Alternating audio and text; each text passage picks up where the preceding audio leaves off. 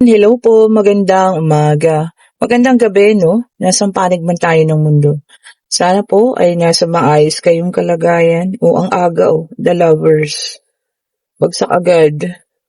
Sa pagpapanood ng ating video na ito ha. And then meron tayong apathy card, 4 of cups, okay? Ba't nagmamadali ang ating baraha? Maaga pa naman ha. And then meron tayo ditong 7 of cups. Ayun po. Okay, maraming salamat po ha sa mga nagpapa-schedule na para sa Friday. Sabi ko nga kung gusto pong magpa-schedule sa Friday, may mga slot pa tayo dyan, umaga, hapon, or gabi. Ayan po, magpa-schedule na kayo. And dun sa mga nagtatanong ng ating mga bracelet, nandyan lang po yung link sa ating comment section po ha.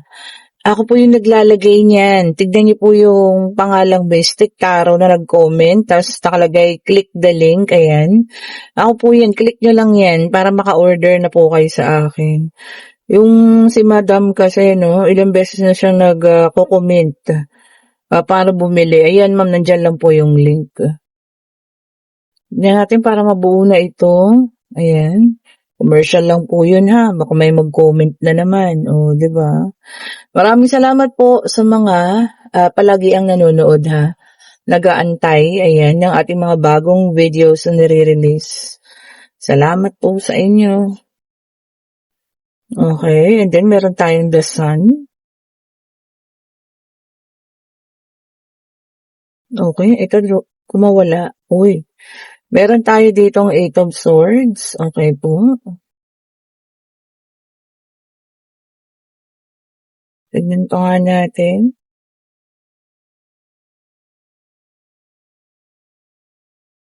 Ito na. Ayan, kompleto na po. And then, meron tayong 7 of cups. Unang bagsak, the lovers. Apathy card, 4 of cups. 7 of cups. 10 of swords. Knight of Pentacles, the Sun. Meron tayong 8 of swords and meron tayong 8 of cups. Okay. So, definitely po dito ha, may taong umalis. Ayan. The lovers sila before. Ayan. So, happy naman before. Masaya naman. Ayan. Nagkaroon lang ng pagkakataon siguro na nagkaroon ng iba or nagkaroon ng problema. So, merong isang umalis.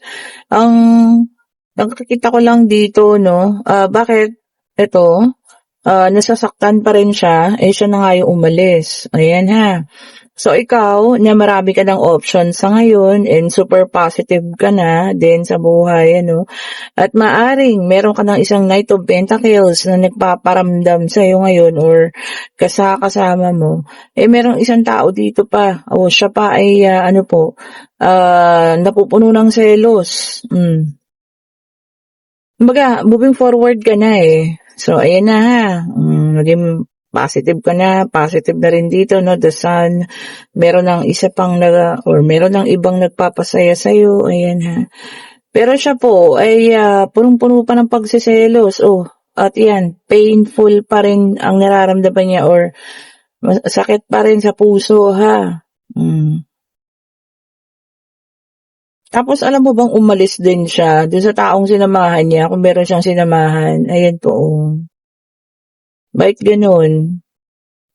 Siya naman tong nauna. Bakit siya pa yung nagsiselo sa ngayon? Diba? Sobrang pagsiselos niya po sa kung sino man itong taong kadiling mo ngayon. Kumbaga, ibig sabihin, nakikibalita pa siya or alam niya ang nangyayari sa'yo. So, secretly, minamatyagan ka ng taong ito. Saan? Sa social media mo? Sa mga kaibigan mo? Na common friend ninyo? Parang ganun, Kasi nagsiselos po siya, sobra-sobra. To the point na hindi siya makagalaw sa para siyang sira. Diba?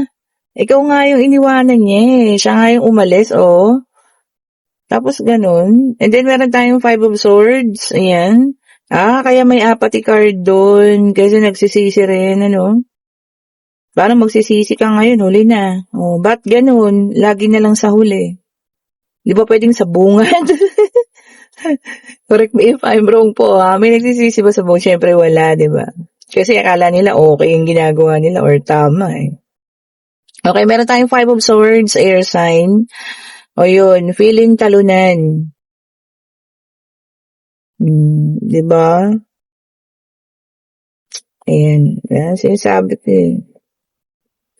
Feeling talunan ka ngayon.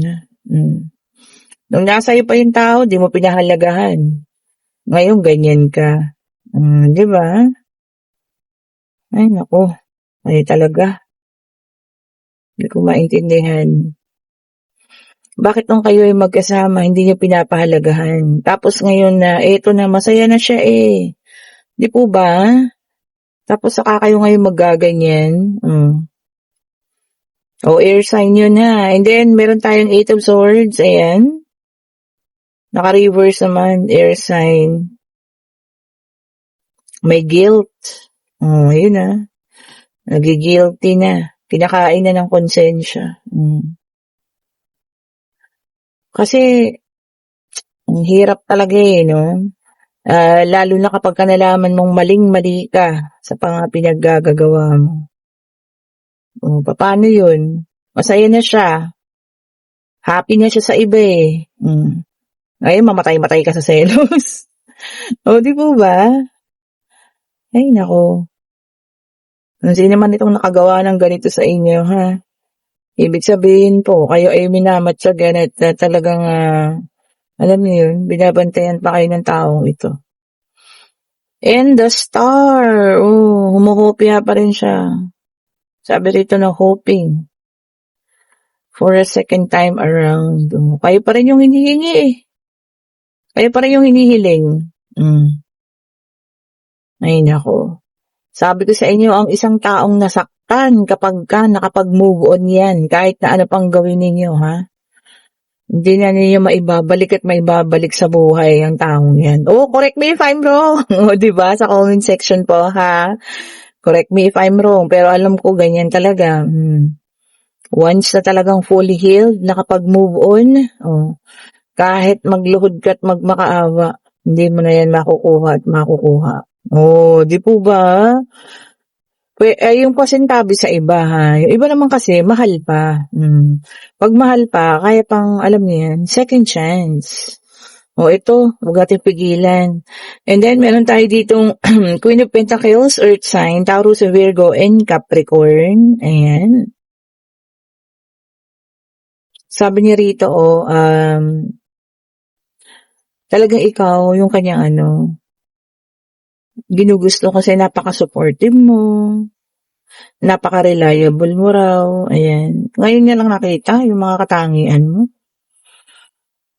Diba? Ganun talaga pag nawala po sa inyo or nawala ka sa buhay niya, no? Doon niya lang marirealize yung worth mo. Kaya sabi ko sa inyo, kung may mga tao na, alam niyo, hindi kayo pinapahalagahan ngayon, go! Malis po kayo dyan ha. Huwag kayo dyan sa sitwasyon na hindi kayo pinapahalagahan. Kasi darating yung point na malalaman niya kung gaano kakahalaga. Kagaya ngayon, magsisi man siya, mamatay-matay man siya sa selos, ano pang magagawa? Move forward ka na. May bago na. Masaya ka na. Diba? Kung yung iba naman walang bago, masaya lang sa buhay, being single.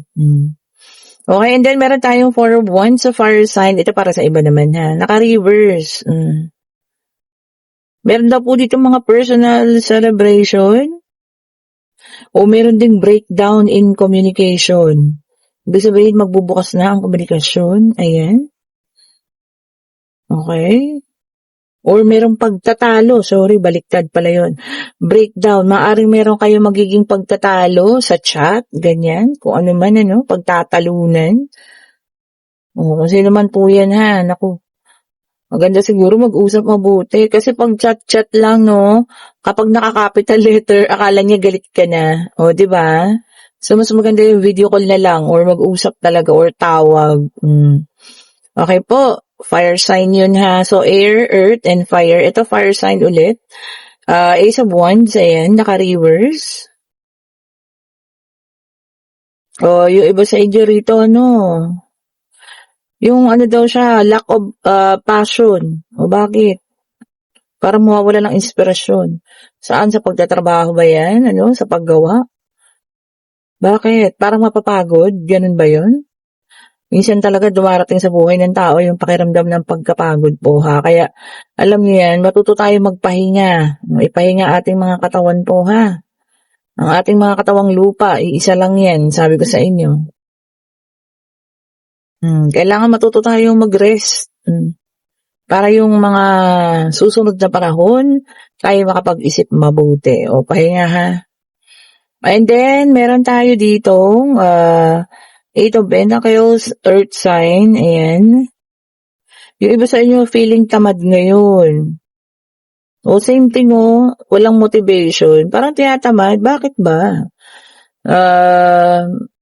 Pagka ganun, matuto tayo mag-relax. Sabi ko nga kanina, file tayo ng leave. Okay po. Kasi baka mamaya kainin tayo ng kapaguran na yan. Tapos alam niyo, ayaw niyo ng kumilos. Di ba? Masisira ang mga pangarap. Magpahinga po. Mag-leave kayo kahit mga ilang araw lang. Para, alam niyo yun, gather the strength. Ipunin niyo ang kalakasan para mabuhay ulit yung passion. Di ba? Ayan ha. Tingnan pa nga natin kung ano pa ilalabas. Si water sign pala yung wala. Ay, ayun na, tumatalon. Earth sign, Ace of Pentacles, abundance. Meron ding new venture. Maaring may papasukin na pagnenegosyo. Ayan. Pwede rin kayo yung mag-open ng mga business. Baka meron kayo iniisip, online business, ganyan, Maganda naman daw po yung profit. Kikita naman. Okay? So, siguro maging fair din tayo. Ayan. Para maganda yung profit natin. Di ba, Yung fair lang, maayos lang. Kumbaga, hindi yung masyadong malaki, hindi yung masyadong maliit ang tubo natin. Yung sakto lang. Di ba? Maganda ang kitaan. Kung ano man yan, ha? Pero pagka alam ko sa mga ganyan, business is food, Yung talagang maayos ang pagkita. Water sign na, The Death. May pagtatapos na naman na relasyon. Ending of a relationship. Siyempre, hindi naman natin yan mapipigilan. Sabi nga, wala namang forever sa mundong ito. So, yung akala mo na kayo na talaga, kasal man kayo o hindi, diba? Talagang pag nag-end game na, end na talaga. Hindi po ba? Napapanahon ha. Ayun na naman tayo sa napapanahon. And then, meron tayong Knight of Cups, water sign. Ayan. Siya, naka-reverse ang ating Knight of Cups.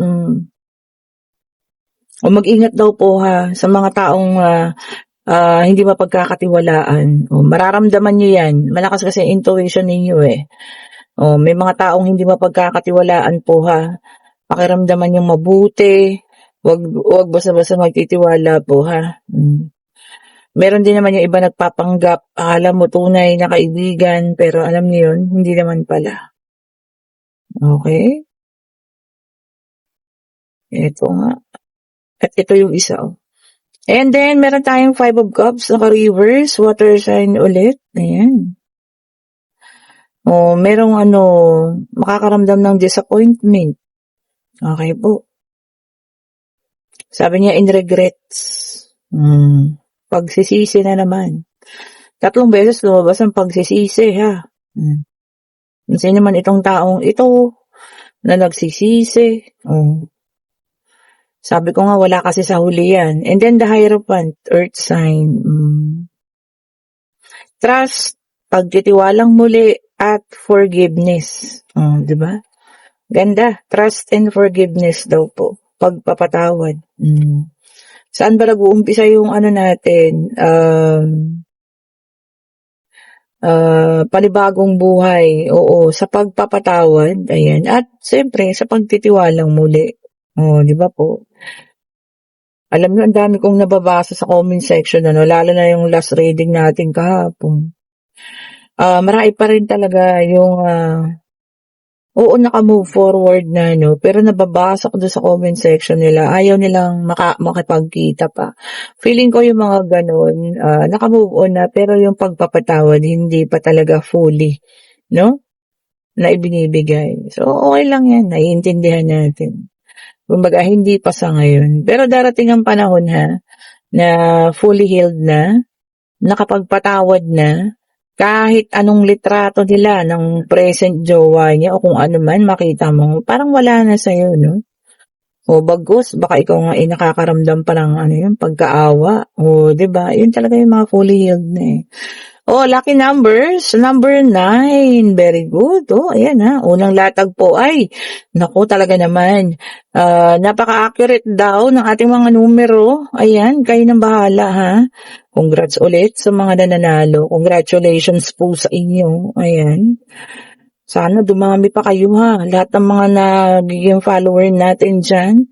Sana manalo po kayo. Ayan. Kahit na maliliit lang, sabi ko nga, a small or big blessing, it's always a blessing. Pasalamatan natin ang Panginoon ayun, may number 9 na tayo at ito ay ang ating Queen of Wands. So wala siyang dala.